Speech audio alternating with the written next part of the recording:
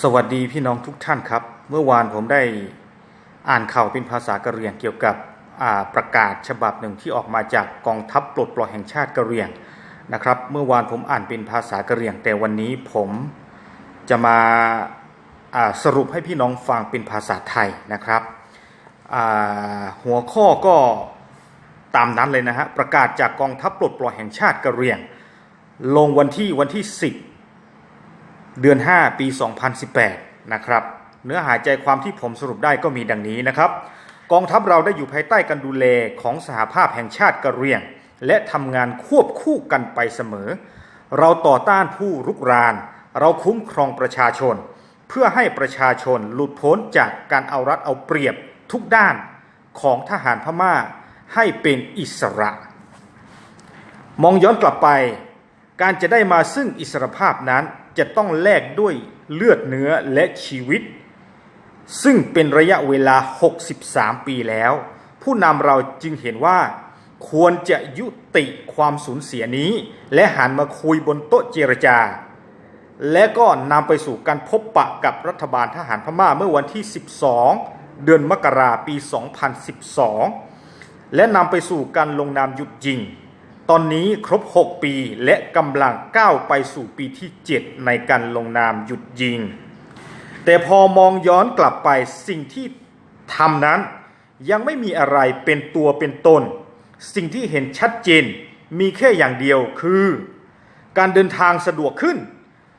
คนภายนอกเข้าไปง่ายขึ้นคนภายในออกมาง่ายขึ้นแต่เรื่องอื่นยังไม่มีอะไรคืบหน้าเช่น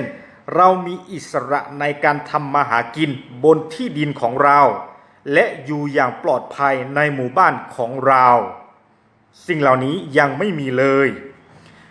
ตั้งแต่มีการลงนาม NCA กองทัพของเราได้เคลื่อนไหวภายใต้กฎ NCA มาโดยตลอดอย่างเคร่งครัดแต่เราไม่เห็นทางกองทัพรัฐบาลพม่าปฏิบัติตามกฎ NCA เลยดังนั้นเราจึงออกแถลงการให้ประชาชนชาวกะเหรี่ยงได้รับทราบและประเทศที่เป็นสักขีพยานในการลงนาม NCA ได้รับทราบ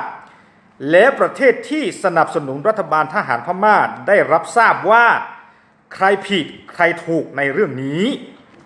นะครับสถานการณ์ในกองพลที่5ตั้งแต่วันที่2เดือนมีนาคมปี2018กองทัพพม่าบอกว่าจะมาทำถนนและขนรถไถถนนและทหารจำนวนมากเข้ามาในพื้นที่ของกองพลที่5มาขออนุญาตแต่เราไม่ให้อนุญาตพม่ากลับไม่ฟังและเพิ่มจำนวนทหารเข้ามาเรื่อยๆชาวบ้านของเราเห็นดังนั้นก็หวาดกลัวและหลบหนีเข้าไปในป่าและยังไม่พอทหารพม่ามีการยิงชาวบ้านจนป่านนี้ยังไม่มีใครได้กลับเข้าไปที่บ้านเลยผู้นำเราได้ขอให้ทหารพม่าหยุดการกระทำเหล่านี้และให้ถอยกลับไปแต่พม่าไม่ฟังและสร้างถนนต่อไปเรื่อยๆตอบแต่เพียงว่า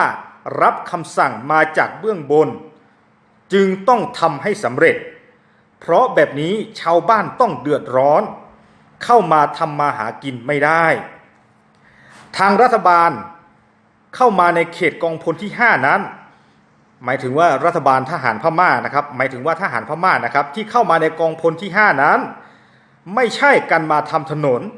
แต่เป็นแผนยุทธศาสตร์ชัดเจนที่จะมาขจัดพวกเราเพื่อตนเองจะได้ครองพื้นที่นี้นะถ้าพม่าไม่หยุดต้องมีการกระทบกระทั่งเกิดขึ้นแน่นอนไม่ใช่เพราะเราต้องการสู้รบเพราะเราพยายามหลีกเลี่ยงมาโดยตลอดหากเราหลีกเลี่ยงไม่ได้และเกิดการปะทะอยากให้ประชาชนได้รับรู้ว่าไม่ใช่เพราะเราแต่ผู้ที่ทำให้เรื่องเหล่านี้เกิดขึ้นคือทหารพม่าตอนนี้ทหารพม่าก็ได้เพิ่มจำนวนเข้ามาเรื่อยๆสร้างฐานสร้างบังเกอร์จึงไม่ใช่การเข้ามาทำถนนแน่นอนแต่เป็นแผนการทางทหารหรือภาษาอังกฤษเรียกว่า Major Operation การเคลื่อนไหวของทหารพม่านั้นผิดข้อตกลง NCA ดังนี้ 1. NCA ข้อที่ 3 หัวข้อที่3นะครับโทษที1 NCA หัวข้อที่3ข้อ5 2 NCA หัวข้อที่3ข้อที่7 3 NCA หัวข้อที่3ข้อที่8 4 NCA หัวข้อที่3และข้อที่9นะครับอันนี้ผิดเต็มๆดังนั้นเหตุการณ์ที่เกิดขึ้นเหล่านี้เราจะใช้หลักการแก้ไขโดย NCA นั้นเหตุเพราะทหารพม่าไม่เคยปฏิบัติตาม NCA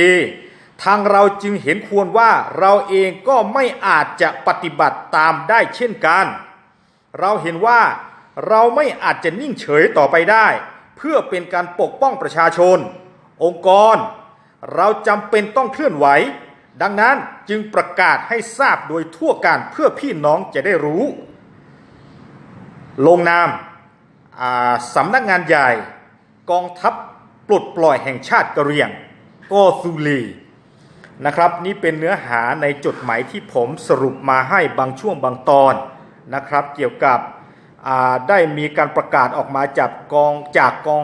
ทัพปลดปล่อยแห่งชาติกะเหรี่ยงเมื่อวานนะครับผมแปลออกมาเป็นภาษาไทยให้พี่น้องที่ไม่เข้าใจภาษากะเหรี่ยงได้ฟังเพื่อที่จะได้เข้าใจว่าหากมีเหตุการณ์อะไรต่างๆเกิดขึ้นหลังจากนี้อยากจะให้พี่น้องกะเหรี่ยงทุกคนหรือประเทศที่สนับสนุนพม่าและผู้ที่มาเป็นสักขีพยานในการลงนาม NCA ประเทศต่างๆนั้นได้รับรู้ว่าหากมีการปะทะเกิดขึ้นไม่ใช่เพราะว่าเราไม่ปฏิบัติตามกฎ NCA แต่เพราะพม่าละเมิดกฎ NCA จนเราไม่อาจที่จะทนอยู่เฉยต่อไปได้จึงจะต้องมีมาตรการตอบโต้กลับไปเกิดขึ้นแน่นอนดังนั้นนะครับก็อยากจะให้พี่น้องทุกคนไม่ว่าจะเป็นชาวกะเหรี่ยงหรือคนไทยหรือพี่น้องชนเผ่าต่างๆในประเทศพม่าก็ดีกลุ่มต่างๆที่ไปลงนาม NCA ได้รับรู้เช่นกันนะครับว่าการกระทำของพม่าที่เข้ามาในเขตกองพลที่5นั้นนะครับดังที่กองทัพปลดปล่อยแห่งชาติกะเหรี่ยงได้วิเคราะห์เอาไว้แล้วว่าไม่ใช่การมาทำถนนอย่างแน่นอนแต่เป็นการใช้ยุทธศาสตร์เพื่อที่จะมายึดพื้นที่ในเขตกองพลที่5และตัวเองจะได้ครอบครองพื้นที่ตรงนั้นนี่คือเป้าหมายชัดเจนของทหารพม่านะครับยังไม่พอเข้ามาในพื้นที่ก็ได้มีการข่มขู่ไล่ยิงชาวบ้านจนทำให้ชาวบ้านหวาดกลัวไม่กล้ากลับบ้านตอนนี้ถึงฤดูเก็บเกี่ยวแล้วพี่น้องชาวบ้านที่นั่นยังไม่ได้เพาะปลูกอะไรเลยต้องอาศัยหลบหนีอยู่ตามป่าในที่ปลอดภัยดังนั้นทาง KNLA จึงไม่อาจนิ่งดูดายในเรื่องนี้ได้นะครับจึงได้ออกแถลงการจดหมายฉบับนี้มา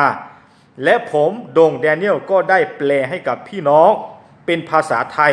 เพื่อที่พี่น้องทุกคนจะได้เข้าใจกันโดยทั่วถึงวันนี้ก็ขอกล่าวเพียงแค่นี้ก่อนนะครับกราบขอบคุณและสวัสดีครับ